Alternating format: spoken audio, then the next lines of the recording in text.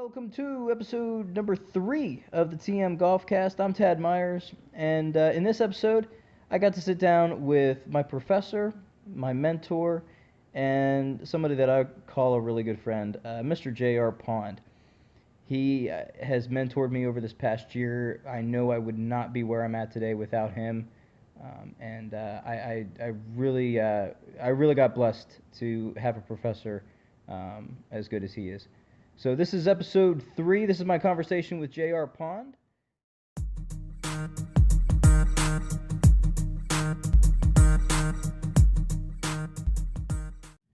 So I'm sitting down with one of my probably favorite people I've gotten to meet within at least a year, Mr. Pond, James Pond. How's the year been? It's been a good year. Just started my second year here at California University, so got 1 year under my belt in the classroom. Definitely a different animal than my time as a head golf professional and assistant golf professional and working at standalone driving ranges and public golf courses and private golf courses. It's definitely a different environment, but it's very cool. Definitely very cool. What have you taken away from the year so far? You've been already, you've had a year here at CalU. What have you learned so far about like students? I know you've been with interns and everything, other things like that with at Lone Pine and the other courses, but what have you taken away from being a teacher now? Well, the first year in the classroom, like I said, being a little bit different animal is you get such a different exposure when you're working with interns and you're with that intern for a 3-month period or a 6-month period, or they're coming in there helping you out, and it's a much more hands-on experience when you're teaching someone. So you can put them in front of tournament software and you can walk them through the process and start having them do chunks of it as they're going through to learn how to really use the software to its full extent. Same thing with point of sale systems. You can put them in front of it and maybe you just have them ringing in cart charges, and then, okay, we're going to start leaving you on your own, and now you're going to be able to start ringing through things. Okay, I'm going to show you how to start doing a little bit of inventory stuff so you can start checking things in. So you can kind of take it out in lumps, and it's very hands-on. In the classroom, it's a little more sterile. I don't want that to sound terrible, but it's now all of a sudden, instead of having that one-on-one, that face-to-face time with that one individual, and you can make sure that they're getting it, you're trying to read the expressions of an entire classroom and make sure that you're not leaving somebody behind, and it's definitely not as hands-on. It's a little more theory-based in the way that you present material, and then you have to find ways to make it much more hands-on. That would be, I definitely could not be a teacher. I don't know if I could ever do that. That'd be just, I would go insane, just worrying about everybody. To tell you the truth, when I was in school, if you told me when I was in high school that I was going to be a teacher of any form, whether it be primary school, secondary school, college level, I probably would have laughed at you, like really just like roll on floor laughing to tears, bad. Just there's no way. I was a very non-traditional student.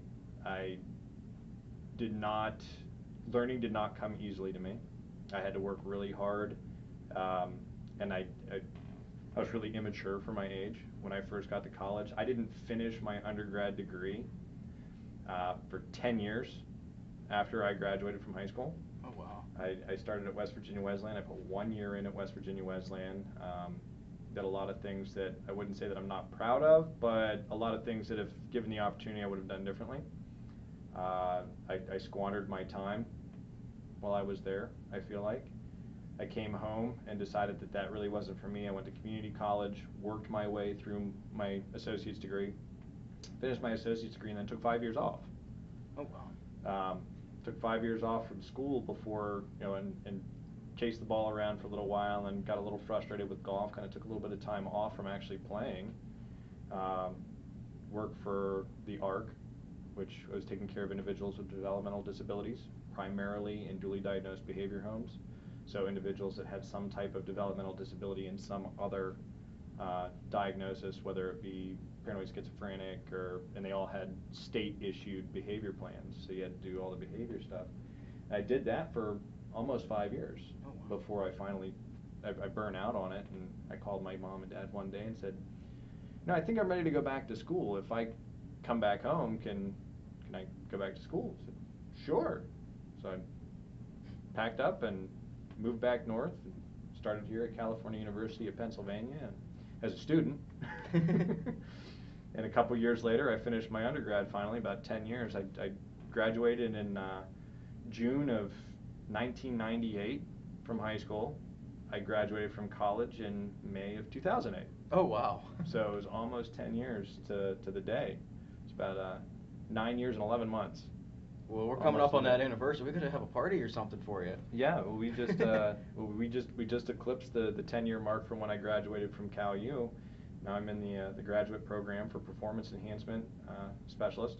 Okay. So NASMs, we've got a really cool program that aligns with that, with like 5 different directions you can go. And for me, I was looking for something that would allow me to understand the human movement system better, so I can help the collegiate golfer and the students that are going through here that are looking to pass their PAT and become PGA professionals down the road, helping them perform at a higher level. So kind of looking at the PES cert there. But I also wanted to help aging golfers enjoy the game more, enjoy it longer, and work on the movement patterns in ways that weren't going to cause injury or discomfort. That help them strengthen the areas that need strengthened, so that way they can play the game when they get older, as they get even older, and enjoy it more, enjoy it longer into life. That's awesome. Golf is one of those sports, or it's pretty much the only sport where there's no age restriction. No. Basically, if your body can move in some way, shape, or form, that you can find a way to get a club head on a golf ball, you can play golf. And golf courses are getting much better now at finding ways to scale it. US Kids has done amazing things to really understand the scaling and put some numbers to it to say, okay, your driver only goes 150 yards. This is the yardage course you should be playing, so you can play competitively, you can enjoy it, and not feel like you're kind of getting your teeth kicked down your throat every time you tee it up, because nobody wants to play like that. No. We want to make sure that people are having a good time, enjoying it, and feel like that they can be competitive at some level. So let's start from the beginning. How did you get involved with the game of golf? My dad got done with active duty in the Navy, and he played very, very little. Not a whole lot, but he did play a little bit, and started working for Corning Glass. And it was one of those things where it's like, at that point in time, where we're talking kind of early mid 80s, and golf courses were still a place that business was conducted. So if you're going to go into management in any role, then you probably at least be able to go out and hit it around a little bit and enjoy it, and be able to spend that time with clients and customers, and use that as a platform to talk with people and to discuss business opportunities. So I don't know if it's exactly the way that it played out, but this is the way that it played out in my head. We were living in Buchanan, West Virginia, so the same town that West Virginia Wesleyan is in, which is the reason why I decided to go there initially, was because it was a college town. It was really laid back. It was a small private school, but we lived in Buchanan, West Virginia, and legend has it, if you will, my dad came home and he had this starter set of Spaldings kind of thrown in with some McGregors, and it was a starter set though, so it was like 5, 7, 9 putter, and the putter was the only thing that was reasonably long enough for me to swing at 5 years old. Oh wow! So he, like I said, legend has it, he came home and I'm in the backyard taking full cuts with a putter because it was the only thing short enough in the bag for me to really swing. And he was like, okay. So it was like my 6th birthday. He'd gotten a new set of clubs, and back in those days, US Kids and all these different kids companies didn't really exist. So Epic and the major manufacturers really weren't marketing towards kids, so they didn't have the bag sets or the box sets. So at that point in time, if you wanted to get your kid into golf, you basically got yourself a new set, you took a pipe cutter and you cut all yours down, and you got some grips and you threw some grips on them, and you went out there and they swung things that weighed way too much, and they were 6 times more stiff than anybody should ever swing, but that's what you did, and you just found a way to kind of go out there and whack the golf ball around. The new stuff now is definitely superior for getting kids into the game, for sure. The weights and everything are much more forgiving. Mm-hmm. It doesn't create issues with different motor patterns, where you've got to manipulate things to try and swing it. So if you got clubs that are too long, then you're going to flatten the swing out, and you're going to have to do a few things to kind of make that club work. And overall, I hate to say it, that can be pretty detrimental later. Yeah. So for all you that are listening out there, if you're going to get your kids into golf, they're better off playing with clubs that are slightly too short than slightly too long, and keep them in things that are flexible and light as long as you possibly can, and do overspeed training as early as you can, because developing speed later in life is way harder than it is early. So if there's ways that you can start doing overspeed training early, do it, because it's just going to help them out down the road. So back to your question, though. So that was kind of started with the cut the clubs down, and I started going out to the golf course with my dad occasionally. But then when I turned 11, it was full blown passion for golf. So at that point in time, we were living in Big Flats, New York, right around Horseheads, Elmira, Corning, that little area there just over the PA border from, and there was a Willow Creek golf course, 27-hole public golf course. You could buy a family pass for the year. Wow. They had the 27 holes, and then they had 2 practice par 3s. And for about almost the first year, we had the membership, and my dad got me a shag bag, one of the first shag bags, with the nylon bags and not the canvas bags. And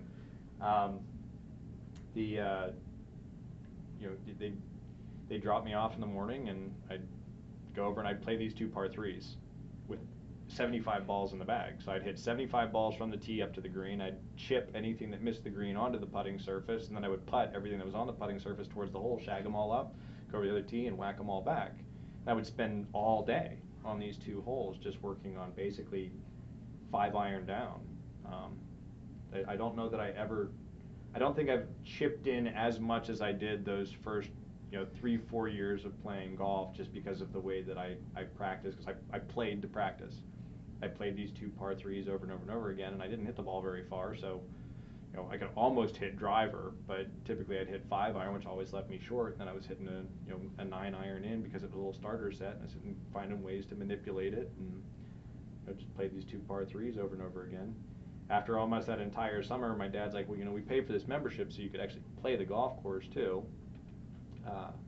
So I said, okay, and I started playing a little bit more. We would get up in the morning, we would ride in, we'd play 9 holes, we'd get in the car, we'd go home. By then the clubhouse was open before we left, so I'd leave my bag in the locker, and we would drive home. He would get in the shower, get cleaned up so he could go to work. I would eat breakfast, get on my bike, ride 3 miles back to the course. Oh my gosh. Play all day. My dad would come back after work, we'd play 9 more holes together, and then we'd put my bike and the clubs back in the back of the car, go home, next morning repeat. So basically, if it wasn't raining sideways, I was at the golf course. That's awesome. It could be sprinkling, I was still at the golf course. Mom wasn't crazy about me riding my bike when it was like pouring outside, so. I remember, I can just see you being that kid on one of those golf commercials where it's hunkering down in the rain and the bag's sitting on the driving range and just the rain is just coming in. I can see you being that guy or that kid on there. That's awesome. I'm pretty sure we weren't hunkered down. I'm pretty sure at that point in time, being 11, 12 years old, you basically just like, it's raining, oh well, and you got soaked, and then you would go in and be like, I'm glad I had a change of clothes in the locker. You're down in the locker room like peeling. At that point in time too, like none of the synthetic fabrics existed. So you've got cotton polos on and cotton t-shirts, and you're like, they're glued to your body, and you're sitting there and you're trying to peel these things off of your body. It's like using a shoehorn to get your shirt off. That's crazy. And I can't imagine those type of shirts in like the heat. We didn't know any better, so it really wasn't that bad. So sometimes the rain was very welcomed. Oh yeah. Because just like my shirt already weighs 6 pounds because of the sweat, so it's going to weigh 6 pounds, but it's going to get a nice cool soaking rain. It was the humidity after the rain that was. That was the rough part, man. So when did you think, I can take the love of the game to the next level and actually make it a profession? Again, like the college stuff, it was later. It was later. It was, I thought maybe, but going into it, I really wasn't sure. When I went to Wesleyan, at that point in time, I was communications business major. golf as a career really wasn't there. However, that being said, I was 16 years old working a standalone driving range, so I'd been working in the golf industry in some capacity. Uh, Worked there all the way through the first year at Wesleyan, and then worked there when I was going to school at the community college, and then went to work at Springdale Golf Club. And even then, it wasn't this could be a career. It was there that I was like maybe pursuing PGA membership and becoming a professional is something I'd want to do, but it kind of didn't hit me until later, and it was after I came back home. It was when I was living down in Florida. I remember I reached out to Brian Polander. He was the pro at Cedarbrook. Oh, wow. And I reached out to him, and I was just like, hey, Brian, what's the process? Like, how, like, if I wanted to really kick this around and get serious about becoming a pro. So it was probably about, I flirted with it for a lot of years, but I was about 23, maybe 24 when I was like, yeah, this is it. And I would, probably for about that year leading up to coming back home, I'd been in contact with Brian a couple times. He goes, you need to go to PGA. At that point, it was PGA Links. Now it's PGA.org, and get on there and follow the prompts. It'll take you through and get your application. And that's when I was like, this is what I want to do. And I came home to go back to school, partially because of the PGM program here at Cal, so I could go to school for it. My time here at Cal allowed me to go to work at Valley Brook Country Club. I was working at Butler's Golf Course in Elizabeth, when I first enrolled, and then I got what was started off as an internship that turned into an assistant position at Valley Brook Country Club. Worked as a third assistant, second assistant, and then me and the other assistant at that point in time, Mike Papson, got the call to become the head professional. And Eric and I kind of shared duties. We didn't have the delineation between first and second assistant. We were just assistants. And we were only about maybe 6 months apart in obtaining PGA membership. So there was like, I did tournaments, he did club repair. Overall, we both supported the day-to-day operation, and it was a really, really good relationship with those guys. Still have a good relationship with those guys. Don't see them as much as I'd like to, but still have a really good relationship with all of them. But it was later. I was like 23, 24 when I said, yeah, this is it. We're going to do it. That's awesome. And really got full, head of steam towards pursuing my passion for the golf industry. It wasn't until my first day in the classroom, though, or going around and they were asking everybody, what's your dream job? What is it you want to do in the golf industry? You get a lot of people, director of instruction, general managers, head golf professionals. They kind of looked at me, and being the old person in the room, said, what do you want to do? I said, I think I want to be a PGM professor. Oh, wow. So even then, it was one of the first days in class. I was like, yeah, I think this is what I want to do. And what made you think like that's what you wanted to do, be a PGM professor? I think I kind of had a sense of it at that point in time, but it didn't really fully set in until after my time at when I was working at Lone Pine as a head professional at Lone Pine, and the opportunity came up here at Cal, and got to go through the search process to see if I'd be a good fit. But I kind of came to the realization that I really love Lone Pine. I would have spent my career there. It's a nice family club, privately owned, really cool setup, and I realized that if I had a really successful career at Lone Pine, over the course of my career, I might have 10 assistants, maybe. I might have 15. I'm not bringing in multiple interns, so the years that I'm lucky enough, I might have 10 or 15 interns over the course of my career. Maybe be a little bit higher on one side or the other, possibly. But in the end, I'm kind of looking at it going, I'll be able to influence and help potentially 25 or 30 other people in their pursuit of a career in golf. Realized that as a PGM professor, I was going to have potentially 20 to 30 to 50 students a year coming into the program that have the opportunity to provide guidance and influence and mentoring and lifelong support in their career in the golf industry. And then they're going to go out and they're going to put their thumbprint on junior programs and ladies programs and men's programs, and they're going to find their own niches, and they're going to go out and do really cool things and become head professionals and directors of instruction and general managers. And I would have had a little piece in all of their journey, and I just realized I'd have a much bigger impact on the game that's done so much for me in the classroom than I would ever be able to do as a head golf professional. What is one place that you would like to see change in the golf industry? I think we're seeing it right now. I think for a long time we've,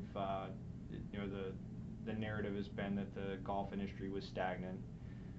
Because of that, for about the last 8 to 10 years, people getting into the golf industry has really gone down.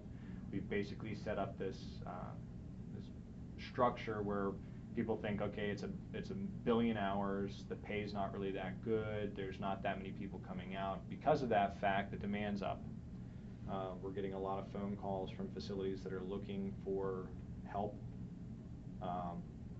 Facilities that, in my opinion, are high enough rated facilities that they shouldn't be the ones that are having trouble finding the right help. Some of the smaller facilities, I can definitely understand the struggles that they have. So I think we're seeing the need go back up. There aren't 150 assistants out there that are putting in resumes for a job. We're seeing situations where they might get 30 or 40 resumes for top professional jobs, for head professional jobs, and we start seeing that, you start realizing that there's a demand, and the people can really excel when there's a demand like that. I think we're also starting to see it from the facility standpoint, that they're realizing that you can't ask people to work the number of hours that we kind of put ourselves in for a while, especially for the pay. The budgets have to be a little bit bigger, or the idea of what level of service and experience that you want to have at the facility is going to have to change a little bit. And I think we're starting to see that now. I would much rather see the facilities get to a point where they're not cutting back on the employees, that they want to keep the service where it is, and that the other pieces of that puzzle fit together to make that work. And then I think we're starting to see it. We're at the very beginning of it. It's kind of like investing. It's one of those times right now where they've been telling us to not invest and not run towards this career, and they're saying, go into nursing and all these things. Well, we're going to flood the market with nurses in the next 4 or 5 years because the healthcare field needs nurses. And the golf industry, for the last 8 to 10 years, we've been telling everybody that it's stagnant. There's too many assistants, too many professionals trying to get into the business or working in the business, and there's just not enough jobs for them. And now the table's turned a little bit. So while they've been telling people not to go towards it, now we're in a situation where we kind of need to. Yeah. We need bodies. We need good bodies, and facilities are going to realize that to get the good bodies, it's going to require a little bit of incentive through pay or perks or what have you. Yeah, I remember I think it was the spring, we had a lot of facilities calling Cal saying we need interns. I actually got to a couple weeks ago got to talk with one of those facilities. I was at an event there, and I was talking to the head pro, and he says, we tried, but you guys were all booked up. Yeah, I mean, and it's the same across the board. I mean, it's all the PGM programs. There's opportunities. There's really good opportunities. So if you're looking for something to get into, it's PGM's a good way. PGM in general is a fantastic structure. You develop a resume while you go through it. All of the PGM programs are designed with internships, which means while you're actually a student, you're getting work experience. Because you're getting work experience, you're developing networks.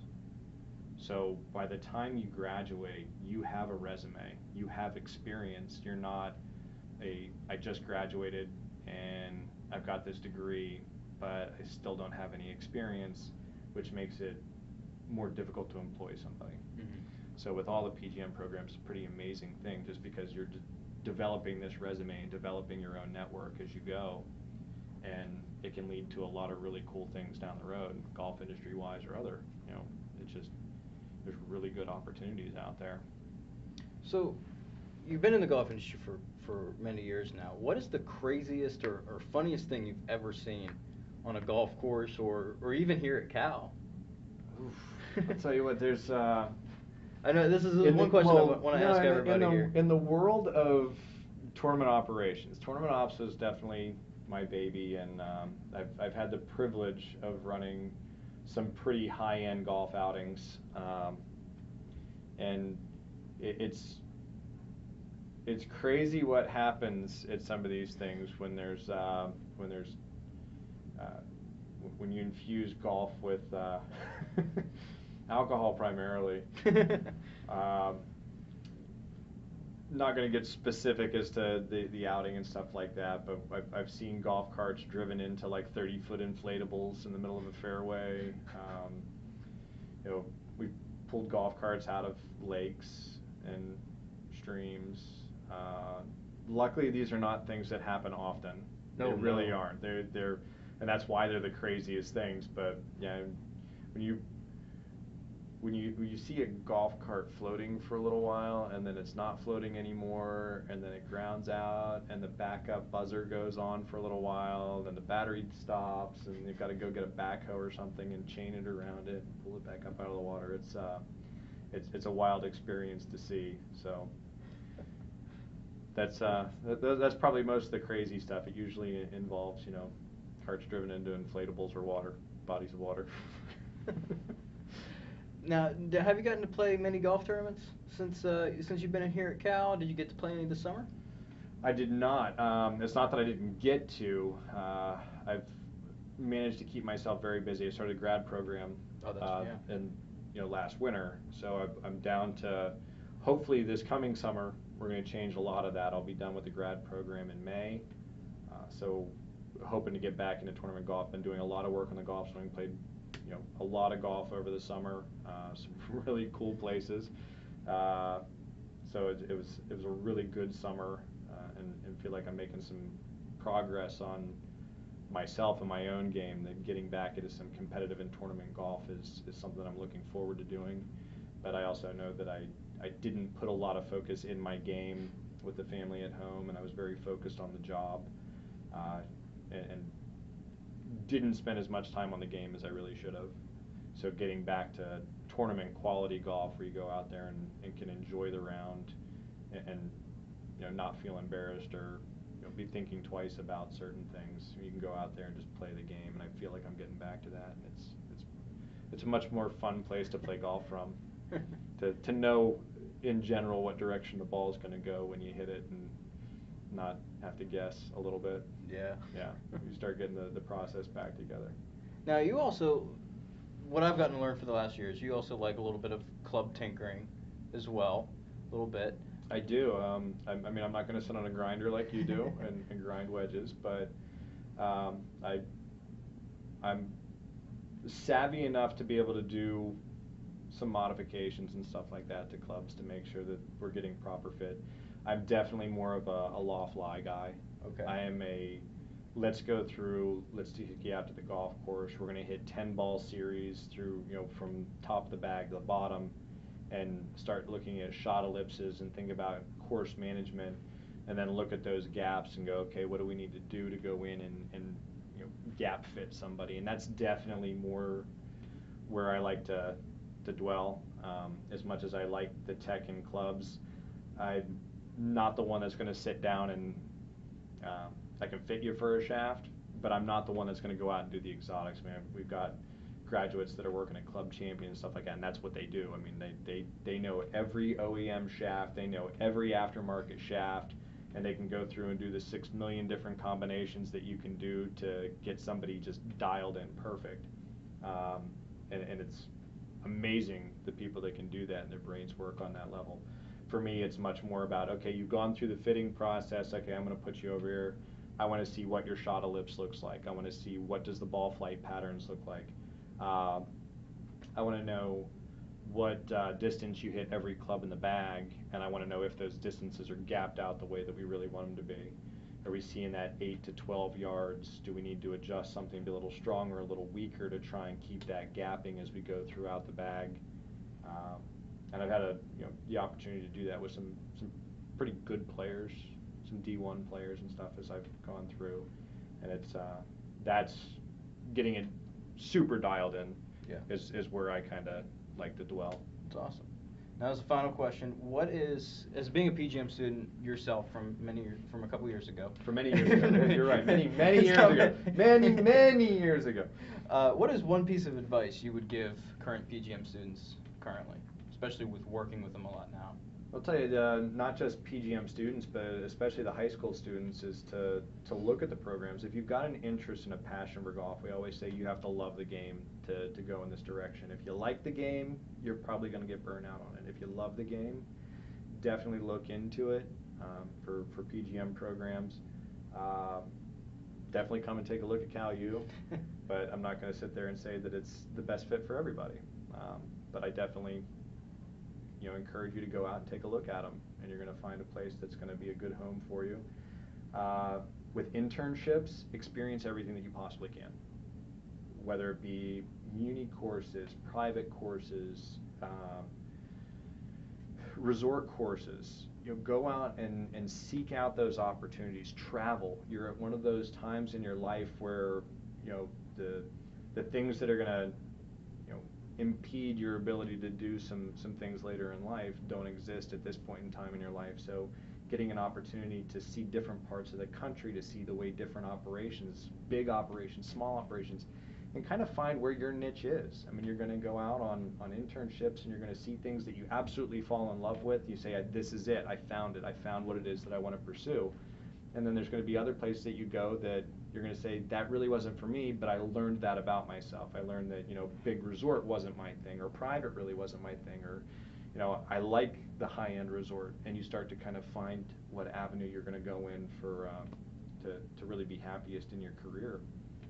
So don't be afraid to get uncomfortable.